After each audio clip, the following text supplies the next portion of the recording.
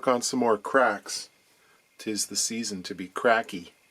We're going to start off with this Martin 015. This one is not terribly old. It's 2011, but it already has experienced a few localized cracks that have been repaired, and others have taken their place. Mahogany as a species is maybe not quite as prone to cracking through the effects of dryness as some other species, like rosewood or spruce for that matter. Mahogany, when it's quarter sawn, is pretty darn stable. It doesn't shrink as much, and if it does, it shrinks in a very predictable fashion. This is why it was the wood of choice for people in the pattern making or tool and die industry when they were creating molds for casting and that sort of stuff, because they'd carve it to a specific dimension and it would tend to stay that way. That doesn't mean it won't crack, of course, and it's also maybe a little more prone to cracking through physical damage. If you bump the guitar, it will open up more readily than some other woods. It's a little less forgiving. These cracks are happening in the sides. The top and back are unaffected at this point. Sometimes there's latent tension left over from the side bending process. Maybe they aren't bent quite enough when they're forced into the mold, and then over time the wood just gives up. Sometimes there's a moisture differential between the wood of the sides and the other areas. And it's very common to see them happen in areas of the side that are more flattened on either side of the waist here. The more curved areas actually seem stronger. Another possible explanation is the wood here is frequently thinner due to the process of sanding. This is very, very pliable side material. It yields quickly to just the little bit of pressure from my fingertip, which suggests it's very thin. In the factory, this would have been sanded using a rolling pin sander, which is a handheld device. It's a spinning cylinder with sandpaper on it, and it's used to flatten out the sides of the guitar prior to finishing. There's often some cupping that happens when the guitar is put together, and this area in particular is prone to getting sanded thinner if you're not careful. Also, if you're used to doing the sanding on rosewood, which is very hard, and a batch of mahogany comes on through, this stuff abrades much more quickly, and if you're not careful, you'll take off a little too much. So this feels like a very thin side to me. On the treble side, where you're resting the guitar on your knee, they frequently happen, especially if you have something in your pocket. Frank Ford used to call these car key cracks. A set of car keys is perfect for introducing point contact and localized pressure. It's not difficult to crack a side. But again, kind of funny to see so many of them happening so close together in a guitar of this age. Obviously this one has been glued up previously and buffed out, lost the satin look of the side. I think the answer to this is going to be to glue up the fresh ones, and then I'm going to add a couple of side supports in this area. On the Model 15 there are no side supports, originally probably as a cost-cutting measure. But on many Martins, if you look inside, you'll see strips of linen tape that bridge the area on the sides between the linings every few inches or so. Those can add some resilience. They support the crack. They make it more difficult for the side to fold inwards if it experiences a bump or is pressed on. And they'll also limit the propagation of a crack to some extent. So it may only run for 2 inches between the tape rather than opening up and running all the way around to the tail or the neck block. On classical guitars, it's long been a tradition to use wooden supports for the same purpose. Classical sides, because they were often bent by hand over a hot pipe, tended to be thinner overall to make the bending easier, and they really can benefit from the support. So that's what I'm going to use. So I'm painting on some slightly thinned tight bond.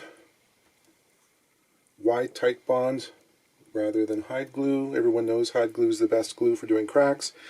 In my experience, the PVA glues might be a little more resilient. If this thing gets knocked again, if something bumps into it, the hide glue is so darn brittle that it can open up again. It'll crack open. Whereas this, it has a kind of bouncy texture to it. It seems to weather the storm better, so that's why I like it. So I'm going to pump this in. several applications. Just apply some fairly gentle pressure here. I don't want to buckle the sides. I'm trying to maintain levelness between the two halves of each crack. See, I'm getting some squeeze out coming through on the inside. I want to wipe that up before it dries. For the side supports, I'm going with mahogany to match the rest of the guitar. I'm going to plane these down to about 100,000ths of an inch, which is about 2.5 millimeters. And a lightly chamfer the corners that will face the inside of the guitar.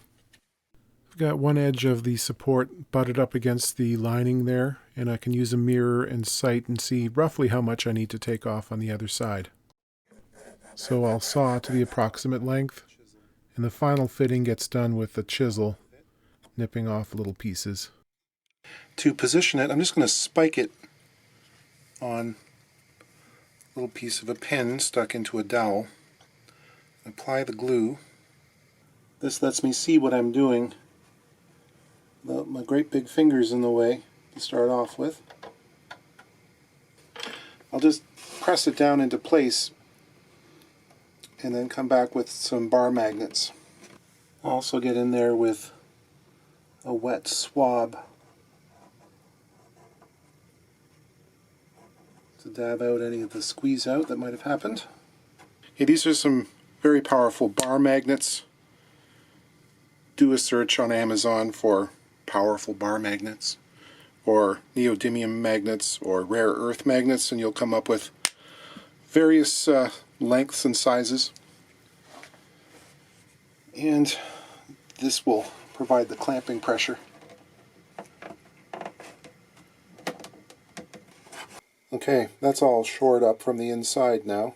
Okay, to knock down some of the gloss from the previous repair, I'm using a sanding sponge. This is a product called Abralon. It's a Mirka product. This is 1000 grit. And I find that actually works pretty well in kind of rejuvenating a satin finish which has been rubbed into a gloss. Just take some of that off. So those are all sealed up now. Just applying some oil to the fretboard. I'm going to do the bridge too. The bridge looks mighty dry. Now, oil, there are two kinds of oil in the world. Some polymerize or dry. That would be stuff like linseed oil. Yeah, look at the color come back.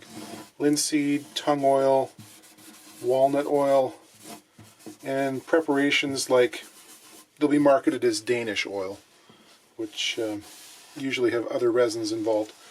And then there are non-drying oils like what is marketed as lemon oil, which is really just a mineral oil, and various others which don't actually ever polymerize or form a coating.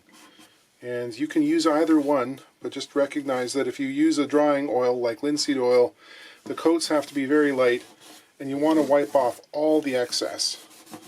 Otherwise it will eventually build up into a sticky kind of mess. And the only reason for using the oil is, well, number one, it brings back the color, but it also slightly slows down the transmission of moisture from into or out of the wood. It can slightly slow down the shrinking effect. Not a whole lot though. This is interesting. It looks like the pick guard has shifted slightly from its original position. I don't know if this was peeled off and then reapplied, or if this is the effect of some kind of creep from the adhesive. I don't know. In any case, it's affixed firmly, so I'm not going to mess with it. A set of those Martin Retro Monel strings. This is the nickel copper blend. Some people are really liking these.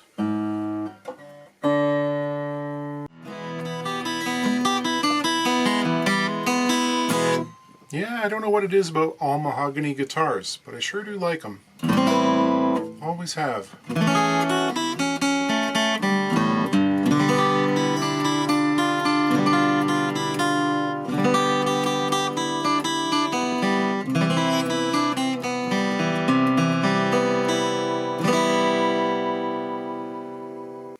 Here's a sad tale, probably a cautionary one. And this is going to make some people just apoplectic because of the nature of the instrument involved and its book value. This is a Collings F-style mandolin, the MF5. Look that one up. See what the replacement value is. So Collings, as a company today, is one of the most respected makers of stringed instruments in the USA and the world, really. If anything, they're seen as a step up from the old reliable companies with a century or more of history, and they kind of bridge the gap between small shop makers and truly boutique collectibles. I mean, they're meant to play, but there's something else. Bill Collings was a serious force in the guitar making world. He started building in the early 70s and was part of that cohort of makers that we've talked about before, sort of coming out of the hippie, do-it-yourself mindset, that era. Brilliant folks who basically defined the American luthier's aesthetic and made players aware or awaken to the idea that you could play something other than a Martin, you know. Some of those guys went on to create full-scale companies and ended up with people working for them. That was Bill. He did this in Texas, which seems like a good place for making guitars and also producing legends. And Bill had very high standards, well thought of by everybody. In terms of mandolin making, not his first thing, but he'd shared a shop with Tom Ellis in Houston when he was just getting started out. And Tom is a heck of a builder too. So he'd seen the process. Anyway, Collings decided to add mandolins into his catalog in the late 90s, and they are very well thought of in both the bluegrass and the old-timey scenes. Bill unfortunately passed away from cancer a few years back, but the company is still going strong. They don't produce huge numbers, and there's every indication that they're going to be sought after for a very long time to come, because the quality is definitely there. So, what happened? I heard from the son of this instrument's owner that he thought it was a little dry. So he did what you do, of course. He took it into the bathroom, he hung it up, and turned the shower up with the hot water on to make a bunch of steam. Yeah, I know. This was the owner. He knows, I imagine, what he paid for it. And this whole humidity thing, it doesn't matter how we explain it. People are going to misunderstand sometimes. Humidification has to be a gentle process, so one kind of wood doesn't outpace the others too quickly. And it's the same when it dries out. If you take a very wet instrument, the dense wood, like this maple, is going to take a lot longer to let that moisture out than the softer, less dense wood like the spruce of the soundboard. It can create a tremendous imbalance, and that's when the cracks happen. Okay, I'm thinking this is another case where I'm never going to get these two parts to close up together again.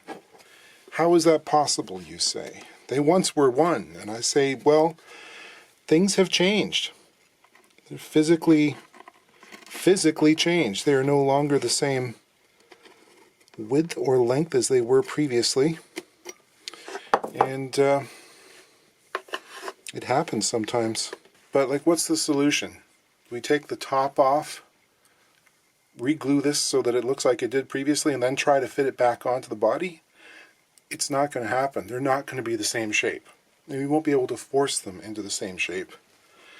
We can get away with that in violin family instruments to a certain extent because they have a lip or an overlap of the sides so that the outline remains constant. You can push the sides in and out a little bit, and if they're a millimeter here or there, it doesn't make much of a difference, but in this case it would. On the bass side, this portion of the wing of the F-hole has sunk down below the surface on the other side. It's physically warped. Having seen that, I decided it would be prudent to look inside with the endoscope just to be certain the braces hadn't come loose completely. And it seems we are in luck. They remain affixed. There was a little patch glued on across the grain here under the circular portion of the F-hole, and it too has come unglued. So it's nice that it's there, because if I can hold this up and clamp it in place, we're going to end up with something that's fairly level. It acts like a key. So we're going to make use of that. I'm going to glue that first. Let's try and protect the interior from glue drips. I've made this what is effectively a little spool clamp. It's got the upper jaw is padded with some cork, and it's sized to fit in there. I can rotate this around.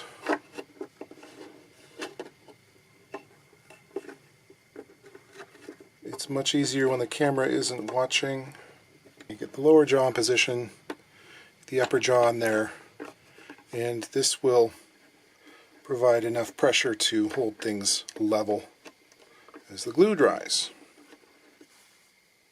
I'm also going to supplement this with a clamp across the widest point of the instrument, trying to give a bit of pressure in there as well. Squeeze a fairly generous amount of glue in there, I think. I pulled some of the excess out using the tip of my palette knife.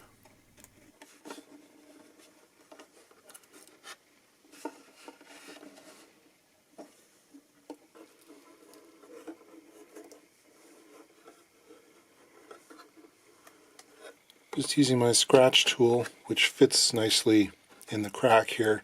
It's 22 thousandths of an inch wide, just over half a millimeter.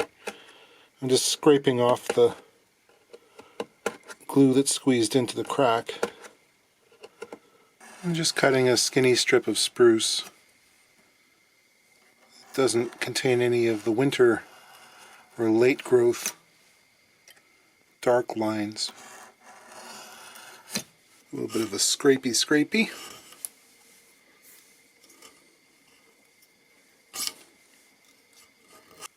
Unfortunately, this isn't one straight crack. It's actually two. There's a portion near the point of the side there where it kind of jogs off at an angle on one end. So I have to use two splines rather than one. I'll apply some glue and get the splines in place.